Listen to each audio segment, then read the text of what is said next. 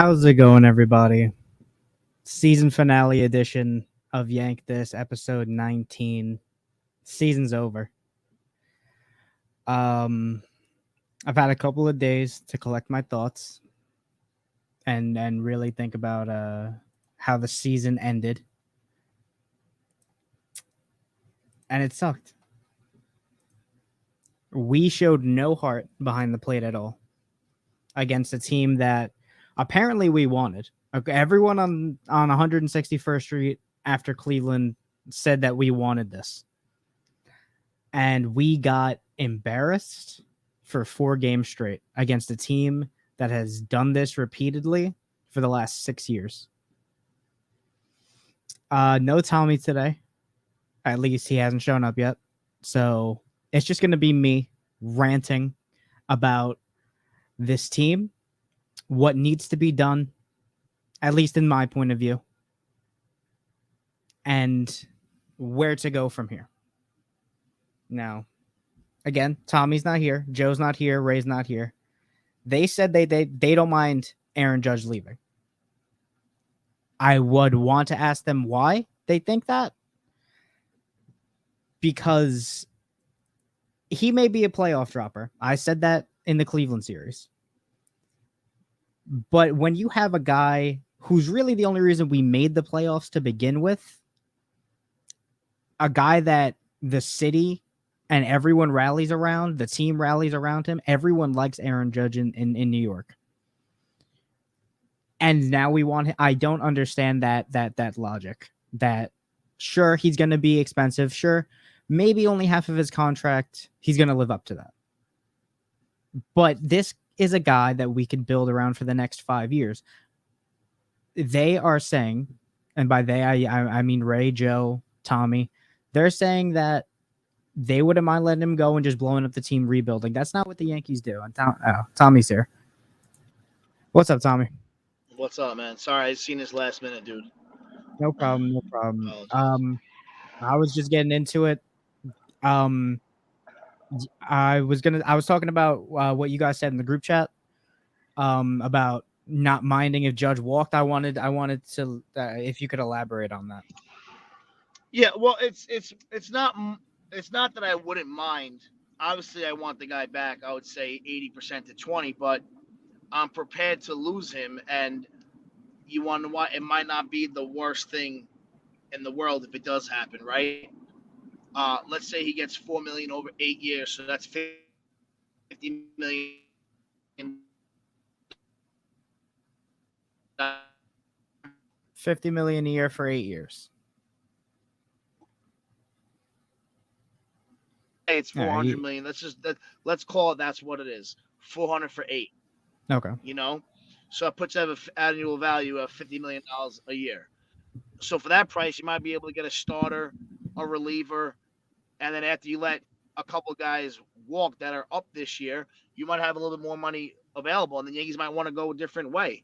I'm not saying I want him to walk, but I'm prepared to it if he does. Where right now, where I'm at with the current state of the team and the franchise, I would love to have the guy back, but if he doesn't come back, I'm prepared and ready for it, like me and Ray said. Once again, I don't want it to happen, but whatever path we had taken these last 10 years clearly has not worked, and it's about time there's a fucking change because it's extremely frustrating. It really is. It's the same shit every year, man. Good rotation, not great, not good enough. Bullpen overused. Postseason, they're hurt. Bats, guys strike out or hit home runs. Clearly, this is not working. Okay? And I mean, it's just you got to do something else, man, to switch it up. Otherwise, you're going to be doing the same thing. It's been 13 years since they won a World Series, man. That's a lot. Since they've been to a World Series. Yeah. So, well, it's been in one was the same year, 2009, right? So, 13 years since they've been to one and won one. I'm not the Yankee fan that thinks the season's a bust if they don't win a ring. I've never been that guy. Just because other Yankee fans think it's a boom or bust, I'm not that guy. It's nice having a team that at least makes it every year, and you have a chance to root for them, and they could do something special one year. It's not like it's not like we're a Royal fan, right? A Royals fan who we did okay for a couple of years, and now we're terrible every year. We're Right. a Yankee fan, man. Like, we got the owner who wants to spend money, or used to want to spend money to put a good product on the field. That obviously has changed since the Suns taken over. And like I said, man, I'm prepared for him to walk away, man, because I really don't know what he wants to do anymore, to be honest with you. I think all of this stuff about the fans booing and other things that bothered players and they weren't ready for or was unexpected. How about you fucking play better and stop being a bunch of little babies, okay? You're getting paid millions of dollars to play a sport, okay? You don't want to do it, don't do it. You can't handle the booing, go play fucking somewhere else then. You can't handle New York. That's it, man. Like, you can't sit there and bat 120 in the postseason, and then when you get booed, it's like the worst thing in the world. Okay, well, guess what? Do your job. Do your job. Simple. True. I'm gonna ask you what I asked in the group chat. If Judge does walk, what would you want to be the consolation prize? What do we get with that money that we would give to Judge? You know, I don't even know what the free agent market looks like. In a lot of different positions, pitching, relieving. Give me you want pitching? I got you right now. I got free agent targets right here. You got Chris Sale, often injured. No, I would pass next. Jacob deGrom, often injured. I mean, I would throw money at him, but not in more than 2 years, $50 million. You got Verlander with a player option. Okay, he's done it. He's definitely taking that option to stay in Houston. They went to the World Series again, so that's not a possibility. Carlos Rodon, who I wanted at the trade deadline. Yeah, but Rodon might take, a little bit of money. So that's one appealing object. Well, we're saying that that they get these guys if Aaron Judge walks, so the money wouldn't be a problem. Okay, so yeah, but what would Rodon want? 4 years, $100 million? That would work. And then you got, but that's really all the high end pitching and coming out in this offseason. Okay. I mean, you got Syndergaard, but you could take a flyer on him, take a year of him. Yeah, he'd probably come as a cheap option if he doesn't re-sign with the Phillies. With the Phillies, right? But he also might re-sign if they do well. I mean, they're in the World Series, so you got Eovaldi, you got Heaney, you got Tyler Anderson. No. Taijuan Walker, Michael Wacha. No. Relief wise, you really don't. There's really not a lot. There's Craig. You know what? Relief. Honestly, relief. I threw a relief pitcher in there just because. But with King coming back, and maybe even Chad Green, that's like, to me, not having King really for the whole year, even though he was there for a little while. To me, that's like making a midseason trade, right? We really could have used that guy. Yeah, for relief next year, I got Wandy, Loizaga, Trevino, Holmes, Schmidt, Marinaccio, King, Efros, and Weiser. Yeah, that's fine. I would go to war with that bullpen. There's only one reliever I would sign, and it would be Diaz, but I don't think he's going to leave the Mets unless the Yankees threw a boatload of money at him, which would be nice, but I don't think it's going to happen, right? So realistically, now it comes to the bats. I would like to re-sign Benintendi. Then you got to go for Trey Turner and Rodon. I ain't going to lie to you, dude. I watched the Yankees start 3 shortstops in 4 games. I don't give a shit no more, dude. I would go sign fucking Carlos Correa, man. Carlos Correa doesn't want to be here. Carlos Correa doesn't like Yankee fans. Yeah, I get that, but he's Puerto Rican. Yeah, no, but listen, if the Yankees give him 4 years, 120, that might change somebody's tune about being a fan of the Yankee fans. If we're going to go for a middle infielder, I want either Dansby Swanson or Trey Turner, because Trey Turner can play short, second, or third. I think Trey Turner's going to the Phillies. Okay. He doesn't want to be on the West Coast from what everything says, all the reports, right? It'd be nice to get Trey Turner. Don't get me wrong. I think that would be nice.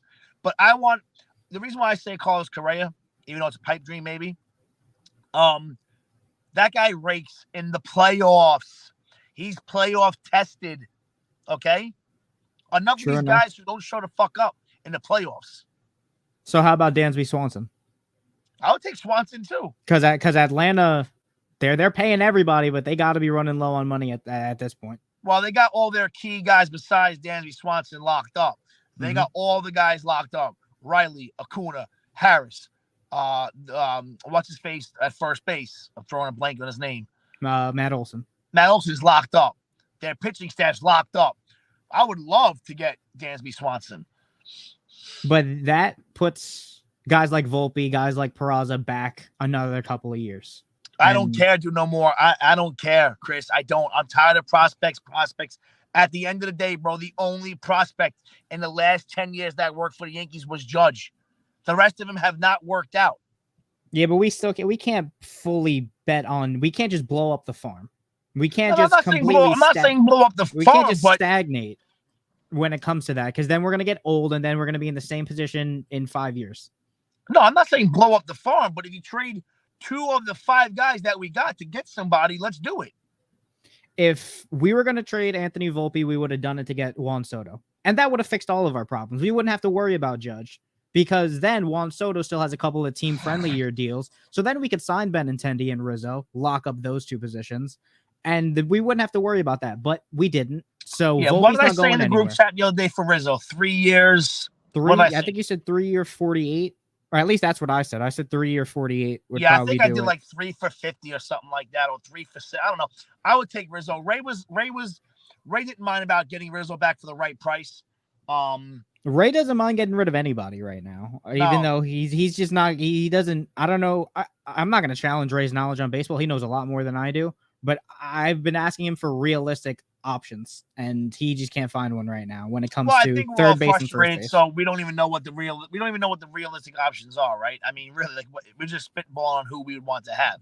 I will tell you though, if you could say there's 2 guys I would love to have it as a definitive Yankee next year, give me Trey Turner or Swanson and Rodon, and I'm happy.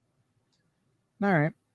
I mean, again, I wanted Rodon at the offseason, but then I was told I was crazy that Montas was better. Montas was the better option, but we saw how that worked. I'm not gonna lie to you, bro. Montas had a good year up until he came to the Yankees, and his numbers against Houston were really good. Look at his numbers against Houston. That's the main reason why we traded. Look at his numbers outside of Oakland. I know Oakland's a big ballpark. I get it. But in terms of first base, free agent wise, there is Trey Mancini and there is Josh Bell.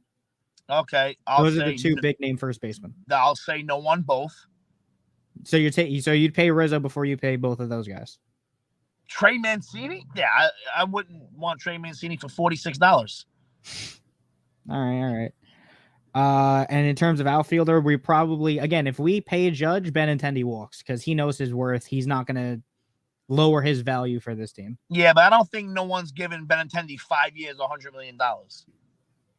He's a 280 leadoff hitter that, yes, he had the injury this year, but he stayed relatively healthy most of his career.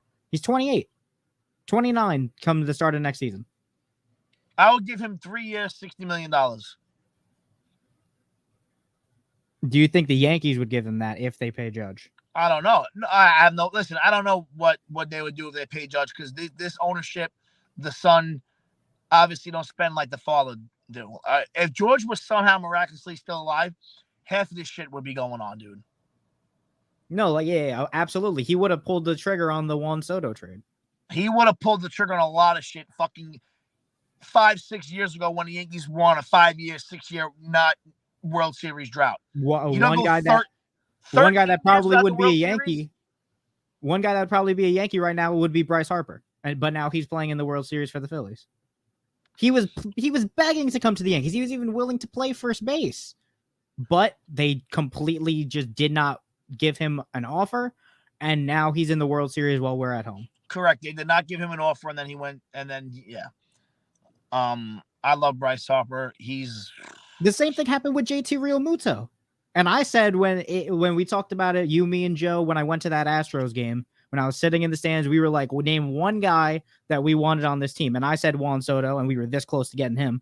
And then I said it was JT Realmuto because he locks up the catcher position. He's the best catcher in baseball, bar none.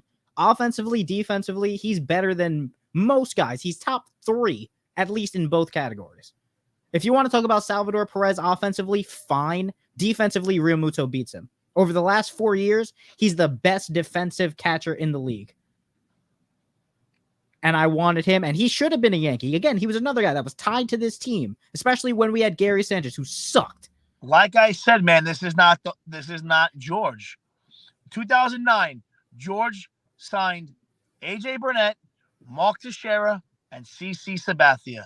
Okay, he got two of the top 10 pitching free agents that year, and Teixeira, probably the best free agent of that year, hitting wise.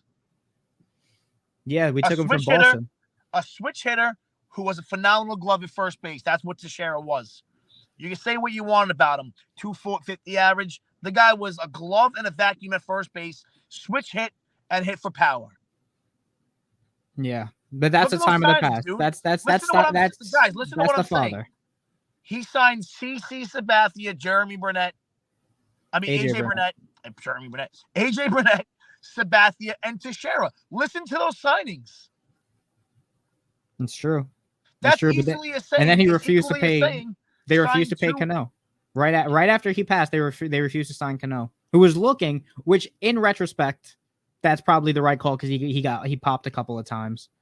Yeah. But for we would have gotten a good 5 more years out of Cano and a solid second baseman instead of throwing just random guys out there for 3 years. Yeah, but what I was just trying to say was the fact that we signed 3 huge guys in the offseason that season. I can't tell you the last time the Yankees did that. It was signing Cole, which was nice. But besides that, it's been small dink and dunk moves here and there. When's the last time they went and signed the guy to a big deal to make it be like, all right, we're back in this. Let's go after it. They're using guys, plugging in guys in spots, hoping they get one more good year out of them. Yeah. It's true. It's true. And like it's they're man. the guys that were on this roster that I don't think are going to be here next year. Donaldson and Hicks, those guys, they got to be gone. They're just useless. Like we said, like Ray said, DFA them the day after the World Series is over. Gone. I said DFA them 3 weeks into the season. Yeah. I was never a fan of Hicks. Then you got Chapman. We already know he's gone after we left him off the roster. We know he's gone. Would you want Jameson Taillon back? For the right price, yeah. All right. Benintendi, like I said, if we're paying Judge, there's no way we pay Benintendi. He knows his value. Britton didn't play the last 3 years. Litke, he shouldn't have been on the team. He shouldn't have been on the DS roster. We might get Chad Green back just because of the injury, because he'll probably be cheap. But at this point, he's not what he was 3-4 years ago. When no. I wouldn't. Like I said, the only one that you can say injury-wise that you look forward to getting back out of that pen, out of Britton, out of King, out of the other guy, the only one you're looking forward to getting back is King. And Marinaccio, if you want to count him with the shin injury. Yeah, but I meant for like a longevity injury. Long-term? Yeah. Marinaccio, if we would have made it to the World Series, he would have been on the roster. And then you got Marwin, utility guy with DJ and Waldo. We don't need him. Carpenter, it was fun while it lasted, but you're cooked. Higashioka was drafted in 2009. I don't think he's going to be here much longer. No, I think we're not too far away from seeing Wells get called up. We still got Ben Horvat, the guy that we moved. Yeah, I forgot. Was that also part of the IKF and Donaldson deal? Yeah, from Minnesota. Yeah. So we got him. I think he's going to be the backup catcher next year over Higgy. And then you got Miguel Castro. You could let him walk. But other than that, I don't see this team. Again, I am praying that they pay Judge. I don't care what it is. Unless it's like a $500 million contract for 12 years, then I'm like, all right, calm down. But if it's 8 years, $380 million, pay him. But then I don't think we can improve anywhere else. Well, that's the thing, right? Unless you're gonna rely on the young kids in a lot of spots, and then you'll see what your team's made of. I mean, at that point, you really can't. You know, if you DFA Donaldson and Hicks, right? All right, and then you don't bring back Benintendi. Well, now you got Judge and right, and you got Bader in center fielder. Who's your left fielder every day? Probably Waldo, maybe LaCastro, because they're both in arbitration. So that's what I'm saying, right? So that's who you're down to if you don't re-sign Benny because you re-sign Judge. Now, who plays third if you get rid of Hicks? Are you going to let Peraza be third or move IKF to third and put Peraza at short? IKF. He won a Gold Glove. It's his natural position. All He's right. 27 years old. It's not, and he still has 2 years of arbitration left. Listen, dude, I'm not an IKF hater, so I want him on the team. I think IKF was the least of our problems, even though his defense stood out short. I think he has value. He definitely still has value. It's just he was playing out of position. He has value for sure. It's just that he was out of position. Look at what happened with Gleyber Torres. Much better when he will move back to second base. Well, that was going to be my follow-up. What do you do with Gleyber? Because, again, you got these middle infield prospects that you want to at least try. You I have don't know, Volpe. man. Are you really gonna bring up Volpe? You think he's gonna hit 25 home runs like Torres did every year? Every year he hit like 12 before this year in the last 3. He struggled mightily. No, I think it was just last year only. He had a down year. I'll look it up right now, but I don't think so. But yeah, I wouldn't mind because Torres, I really like Gleyber Torres, but at the end of the day, if we sign him and we like just fill him out on arbitration, I still think he's going to be a trade piece in the middle of the season. I don't think he finishes next year on this team. Who, Gleyber? Yeah. Well, In 2020 he had 3 home runs, and in 2021 he had 9. 2020 was a shortened season. Still, he played 42 games. No, I'm just saying, like, I don't really count that for anybody. Whether Luke Voigt led the majors in home runs in 2020 in the COVID year. The guy got moved around to 3 teams in 6 months. True enough. I would rule out 2020. He hit almost 40 in 2019. The balls were juiced. Brett Gardner hit fucking 28 or some shit. Brett Gardner but was I'm on just fire saying, that like, year. I think Torres is around a 20 to 22 home run guy at second.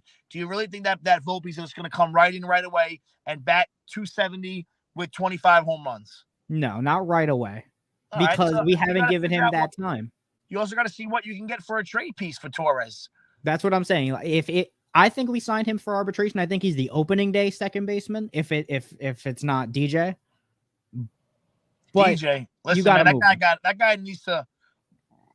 I don't get the DJ hate. Take care. I think DJ deserves a lot of hate right now.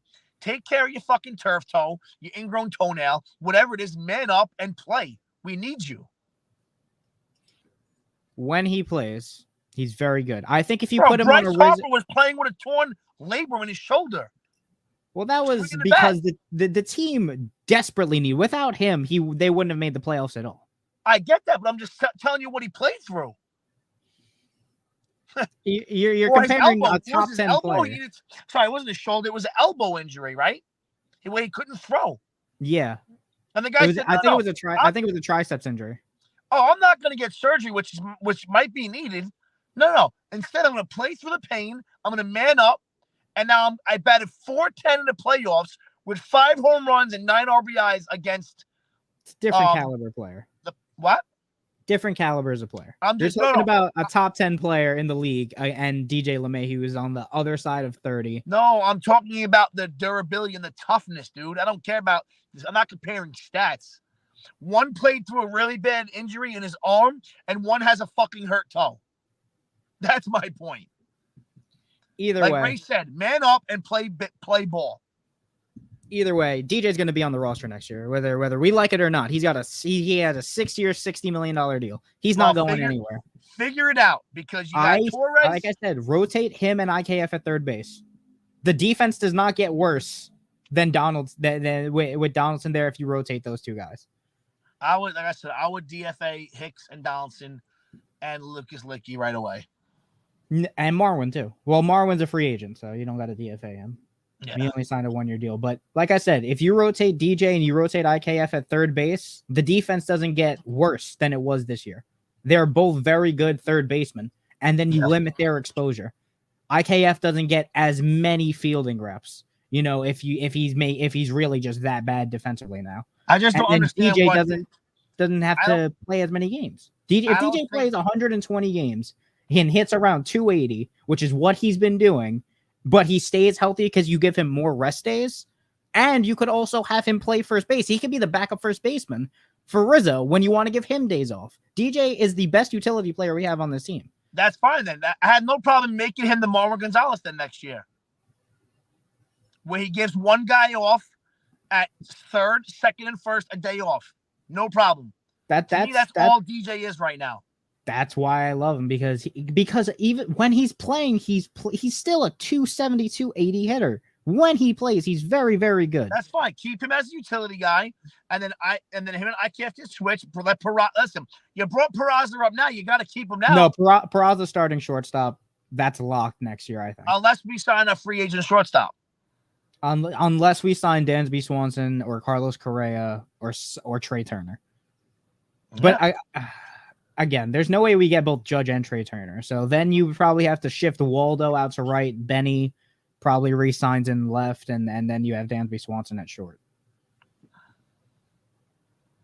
Yeah, I don't know, man. We have a lot of things to go over in the offseason. The Steinbrenners have to figure out, do they want to put a winning ball club out there or just keep making a lot of money? Because clearly, to me, George cared about winning a lot more than his sons do. I think that, like I said, I think this team fully healthy was built to win. It's just we weren't healthy. I don't know, man. I don't think they're built to win. Okay, imagine DJ and Benny in the lineup over Waldo and Donaldson. Team gets infinitely better. All those plays in left field that Ray was really getting on Waldo about, those are made by Benny. I agree. I don't think Benny drops one of those balls.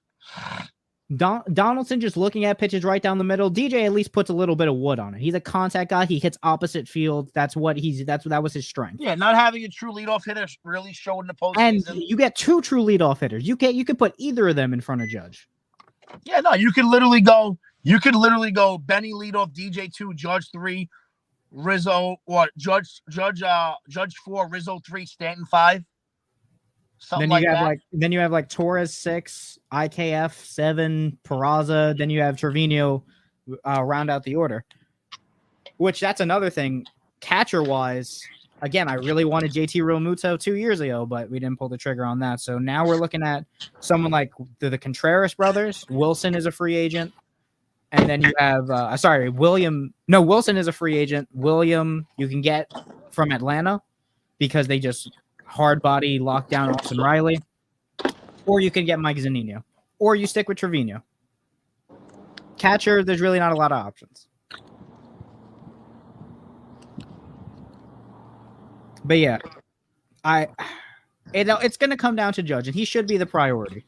Of course, he's a priority, but like I said, I don't want to sit here, and then when Judge doesn't re-sign, it says breaking news, he signs with the Dodgers, or breaking news, he signs with the Giants. I don't want to be like, oh my God, I can't believe this happened.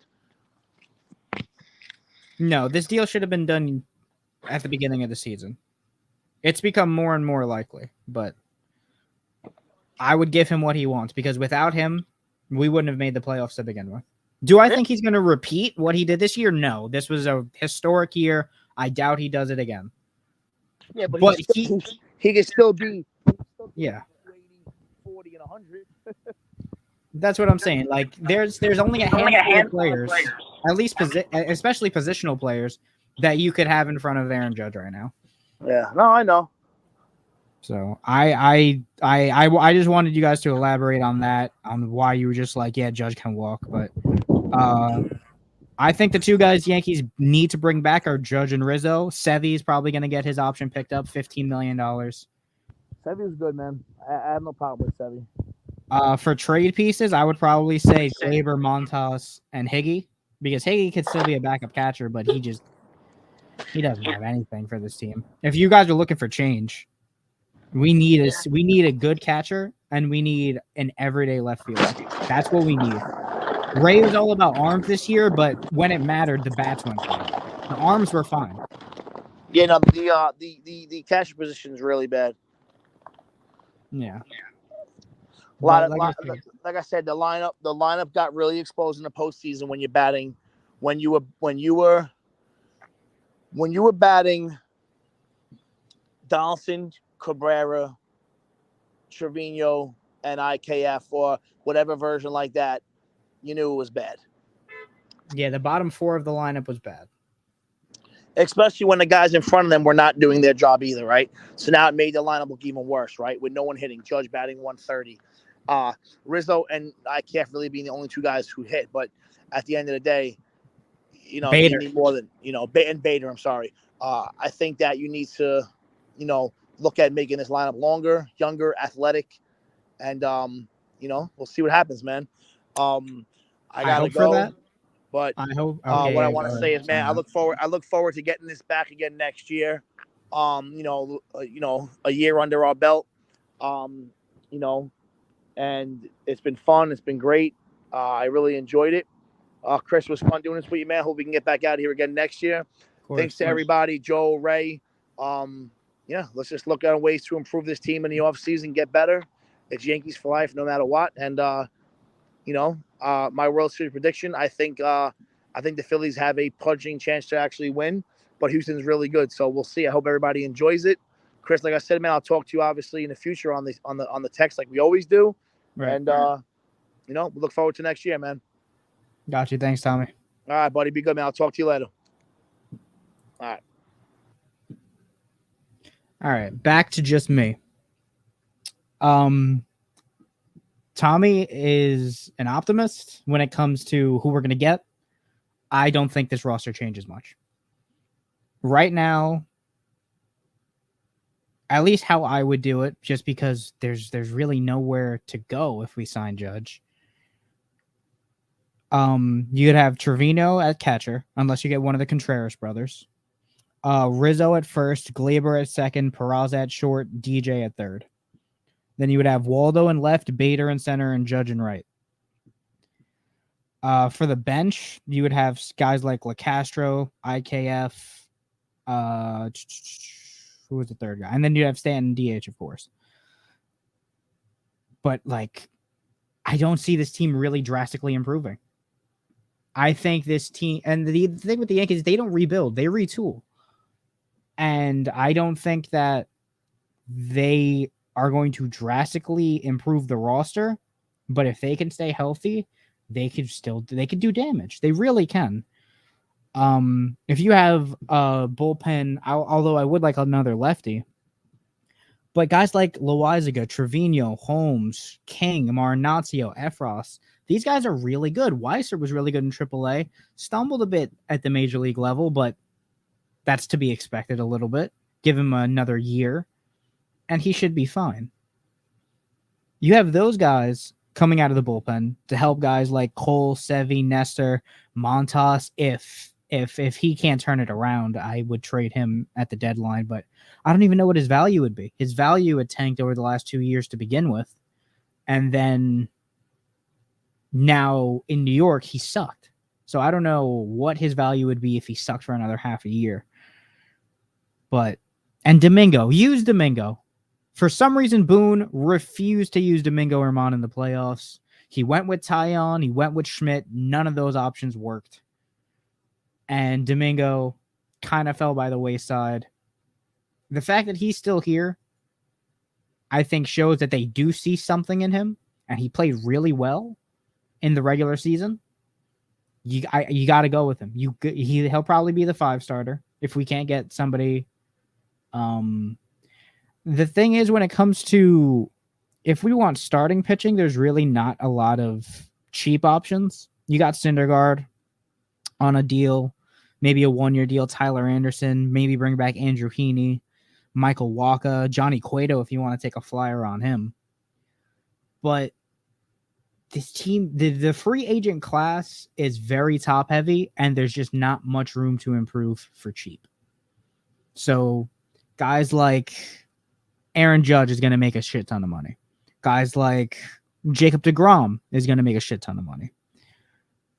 Trey Turner, AJ Pollock, Jorge Soler, Dansby Swanson. These guys are going to make a lot of money. Andrew Benintendi, like I said, I wouldn't be surprised if someone gave him like a 4 or 5 year deal and close to $100 million because he knows his value. He knows his worth. He's an everyday Gold Glove caliber leadoff hitter that hits about 280. And we can't afford that if we sign Aaron Judge. We just can't. I think Bader or DJ become the leadoff hitter at the start of next season.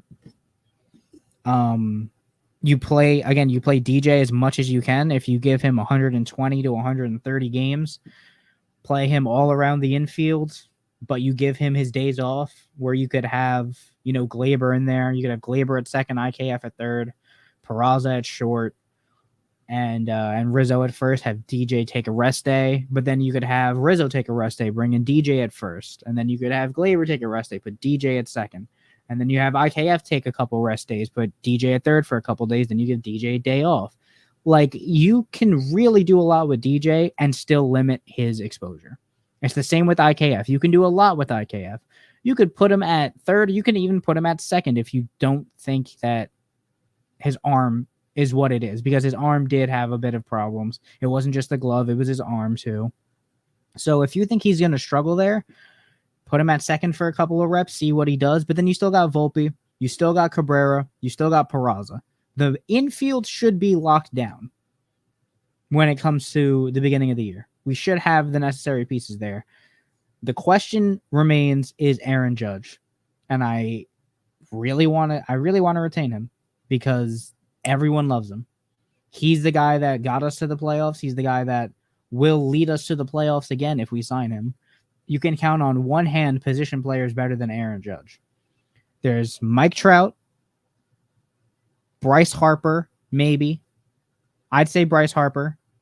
Mookie Betts, maybe. You know, it's 50-50 when it comes to guys like Harper and Betts. Jose Ramirez, maybe. Like there's just Juan Soto.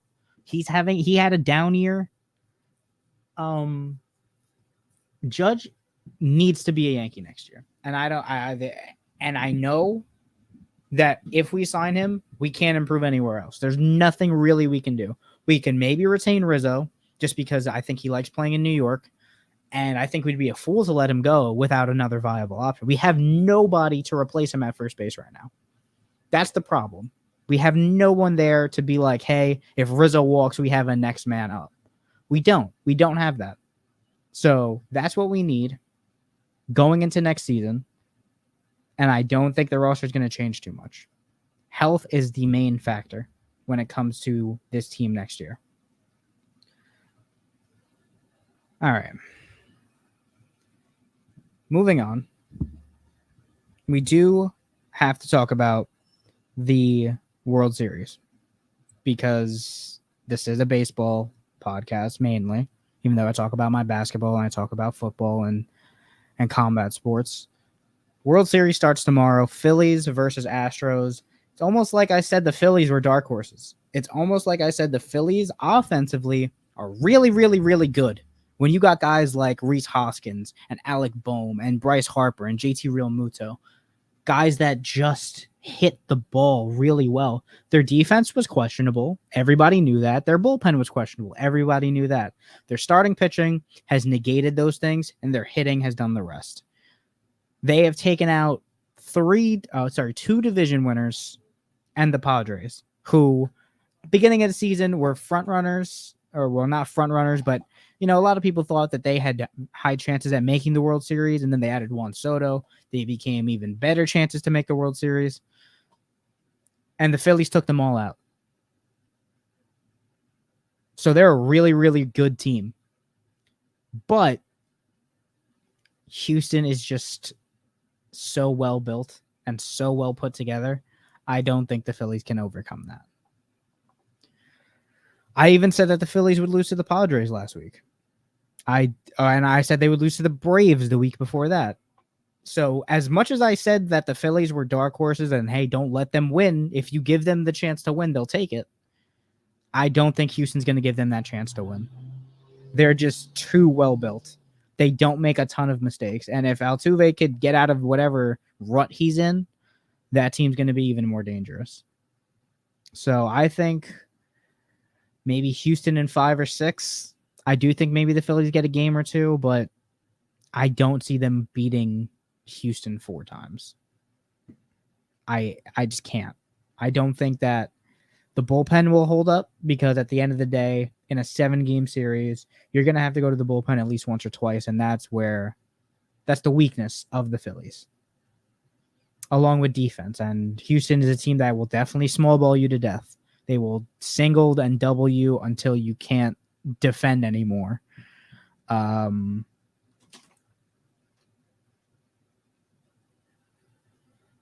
You got a lot to go off of when it comes to this postseason. I just think Houston got it. And it pains me to see that. It pains me to see a team that has beaten us over and over again go against a team from Philadelphia.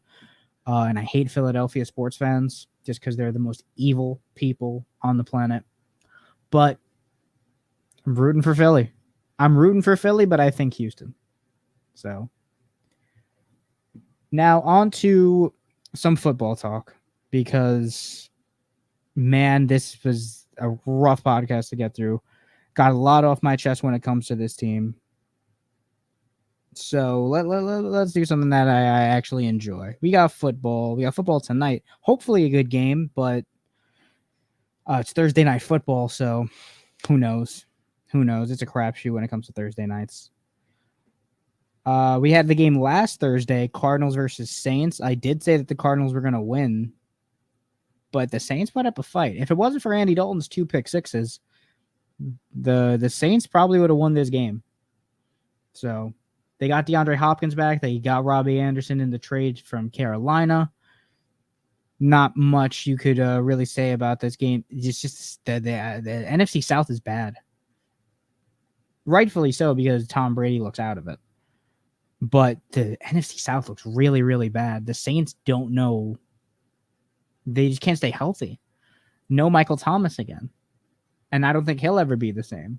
Alvin Kamara's fought with injuries most of the season. Troutman was injured in the last game. Jameis Winston has missed half the season. So for the Saints and the rest of the NFC South, it's a crapshoot. I have no idea who's going to win that division. First round exit in a home playoff game. For the Cardinals, I said they'd be better when DeAndre Hopkins came back, and look at that. They dropped 42 points. Hopkins had a big day. They lost Hollywood Brown the week prior, and Robbie Anderson and DeAndre Hopkins filled that role. Kyler Murray looked good in that game, but the defense got to step it up.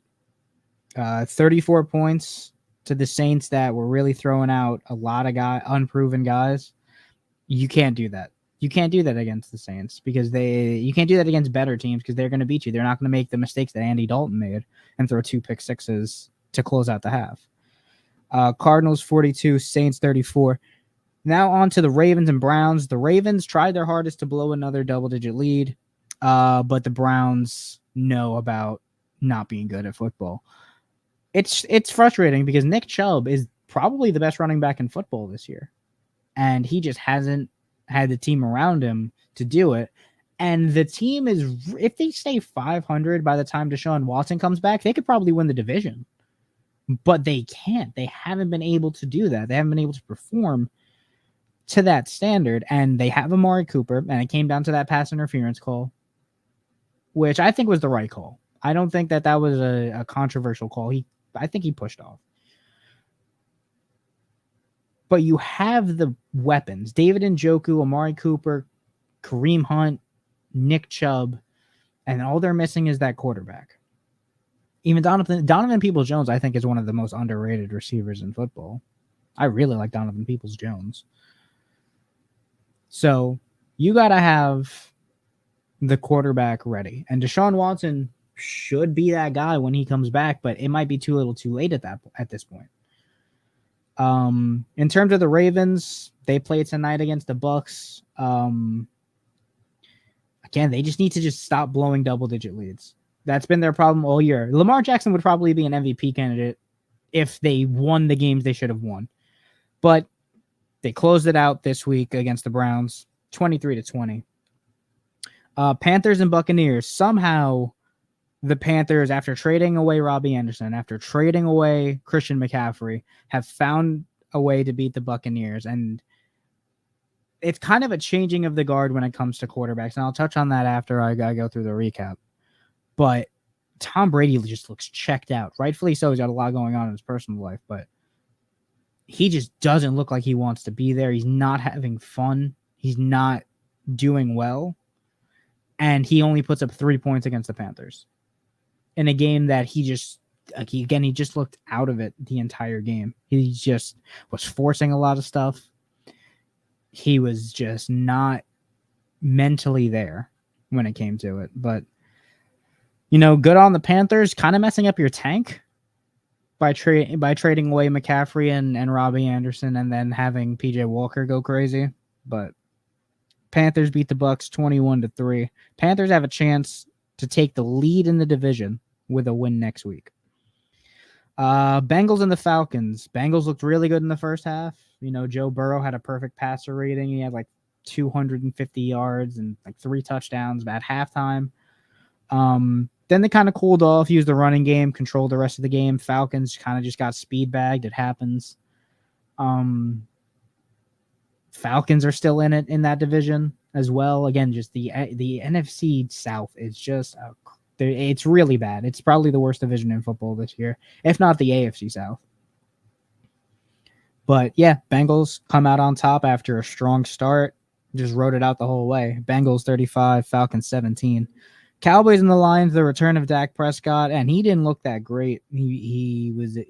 I know he said that he didn't have a problem with his thumb, but when it's a issue with your throwing hand thumb, and you see him just kind of wobble some throws, it's gonna take a second for him to get back. The Lions went from having the best offense in football to the worst offense in football in the span of 3 weeks. So Dan Campbell probably not going to have a job at the end of the season. If not, he's fired before the end of the season. But Cowboys come out on top after a couple rushing touchdowns from Zeke and Pollard, 24-6.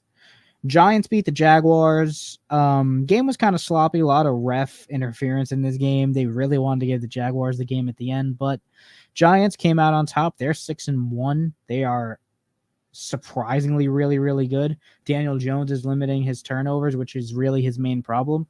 And Saquon Barkley is returned to what everyone thought he was at Penn State and what he was his rookie year. Injuries really held him back, and I was the person saying after the injuries, I don't know if he'll ever be the same again. He looks really, really good. Second in rushing behind Nick Chubb, scoring a ton of touchdowns, just finding holes. Even out of the receiving game, he's doing pretty well. And again, the defense looks really good. The offensive line looks good. Daniel Jones isn't throwing everything away. So they were able to beat the Jaguars. Trevor Lawrence and the Jaguars, they look like they might have been a sneaky playoff contender this year. That's not going to happen. There's just too many good teams in the AFC right now that I think will turn it around before the Jaguars. And that's why I don't think that they're going to be playoff bound anymore. But another year, Trevor Lawrence, they just traded away James Robinson to...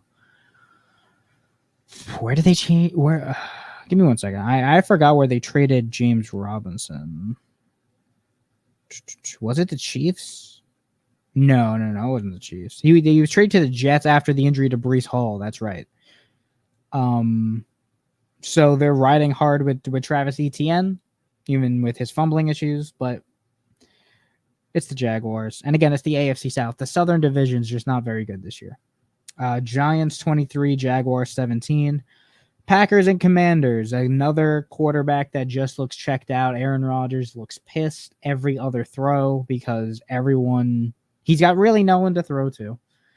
And you could see the frustration after every single incompletion or dropped pass that he's really missing someone like Devontae Adams. He might try and get Jordy Nelson out of retirement at this point. Donald Driver out of retirement at this point. But Commanders take down the Packers 23-21. Taylor Heineke took over for Carson Wentz with Carson Wentz's broken finger. And honestly, Heineke's cool. I like him. He's a backup. I thought they should have given him a shot after that playoff game against the Buccaneers where Washington played really well. The year the Buccaneers ended up going all the way. But Commanders, and again, the NFC East is the best division in football, surprisingly. I thought it would be the AFC West, but the NFC East has been stacked all year round. Commanders 23, Packers 21. Titans and the Colts. The Titans defense just smothered the Colts.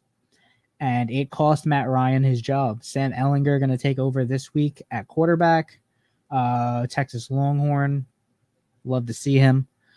Derrick Henry ran wild as he does. Ran for, I think, 130 yards on like 30 carries. So they very much use Derrick Henry. And run the ball, stop the run. Jonathan Taylor. I think he was back this week. I don't remember, but I mean, I would be surprised. I wouldn't be surprised if he was. Yes, he was back this week. They just shut him down. There was just nothing for him. So Titans 19, Colts 10. Raiders and the Texans. Texans are going for the tank. They're not trying to win games. Raiders just got to start playing up to their potential. Josh McDaniels, I know, is a bad coach, but they need to just start winning games because the Chargers are kind of bad and the Broncos are kind of bad this year. Like, they're very average teams. So the Raiders aren't quite out of it when it comes to the playoffs. Raiders 38, Texans 20. Although, one thing on the Texans, Dameon Pierce might be the offensive rookie of the year this year. Cross my fingers, hope he doesn't get injured because it was going to be Breece Hall. Speaking of Breece Hall, he went down in the Jets win over the Broncos 16-9. This was a very boring game to watch. No Russell Wilson. It was Brett Rippon. Nathaniel Hackett should have been fired in the tunnel. He sucks. He's really not a good coach. I mean, Andy Reid is definitely the best coach in the AFC West because you got Josh McDaniels, Nathaniel Hackett, and Brandon Staley to compete with. So you could just tell the masterclass that Andy Reid would put up against them. But Jets beat the Broncos, low scoring game, ton of field goals from the Broncos, and Brett Rippon had a chance to go down the field and win, and he couldn't do it. Jets win 16-9. Chiefs versus 49ers. This was close for a little bit, and then the Chiefs just broke it open in the third and fourth quarter. Again, really, it's the Chiefs. 49ers, they still need to incorporate Christian McCaffrey a little bit more after they traded for him. So I think there's going to be a little bit of a learning curve there. I think they should be good in about 2 weeks. Chiefs just added Kadarius Toney in a trade with the Giants today. So that's another threat, a speed threat, open field threat for Patrick Mahomes to throw to if he could stay healthy. And Chiefs are still looking like one of the best teams in football, even without the big loss of Tyreek Hill in the offseason. Not missed a beat at all. Chiefs 44, 49ers 23. Seahawks versus Chargers. Again, Brandon Staley is just getting outcoached at every turn. Justin Herbert kind of been mid this year. He hasn't been the top 5 caliber quarterback that a lot of people put him as. I put him around the 5 to 7 range at the beginning of the year, but he hasn't really showed that this year so far. And the Seahawks, Geno Smith continues to impress. Kenneth Walker, that's a guy that a lot of people should pick up on their fantasy team. Because with the injury to Rashad Penny and Chris Carson retiring because of his injuries, I don't know. I think Kenneth Walker might be really good. And even coming out of the combine, he looked really, really good. And I was surprised that he fell down so far. But yeah, Seahawks over the Cardinals. The Seahawks are surprisingly good. Did they get better when they got rid of Russell Wilson? That's what it's looking like. Seahawks 37, Chargers 23. Dolphins against the Steelers. Tua returns in Sunday night action. Defensive oriented game. You could tell Tua, again, he just wasn't fully just unloading it like we saw in the first couple of weeks when they were undefeated 3-0. Still needs to get a feel for it, but it's the Steelers. They are offensively inept. Matt Canada sucks as an offensive coordinator. And the Dolphins, they kind of just did what they needed to do to win. Low-scoring affair. They could not pressure Tua much at all. At least they couldn't get to him. No sacks on the day for the Steelers. They just haven't looked like a competent offense without TJ Watt. And the Dolphins took advantage of that. 16-10 in the Sunday night game. And then the Monday night game, the Bears shocked the Patriots. Justin Fields has the best game of his career against Bill Belichick and that defense. Just a really shocking game. They really tailored this game to Justin Fields' play style, though. A lot of runs, a lot of read options, a lot of pistols. And you saw that they used that to their advantage. Then you had, on the Patriots side, they started Mac Jones, benched Mac Jones, brought in Bailey Zappi, and then benched Bailey Zappi and brought in Mac Jones. So the 2-quarterback system never works. They need to figure out what they're doing in New England right now at that position. And at the end of the day, good win for the Bears.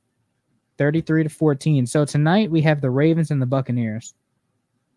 This could either be a very good game or a very bad game because the Buccaneers offense has been really bad and the Ravens defense has been really bad in the second half. So we'll see what that turns out to be. I'd probably go with the Ravens just because, again, the Buccaneers offense has looked so bad these last few weeks, ever since, honestly, this season. But the Ravens just know how to blow a lead. So that's up in the air. I'd probably go with the Ravens in that one. But we're going to close it out for the season of Yank This, episode 19. Hopefully, like Tommy said, we're back next year. I would love to be back. If not, I'll ask Joe, Ray, and Jeff if they need anybody to cover football, if they need anybody to cover basketball or combat sports. I'm going to always be here. So you're going to be hearing from me every so often before the next baseball season. So for everybody, for me, for Tommy, Joe, Jeff, Ray, everyone here at Fired Up Sports, thank you for watching all season. And go Phillies. Go Phillies. Fuck the Stros.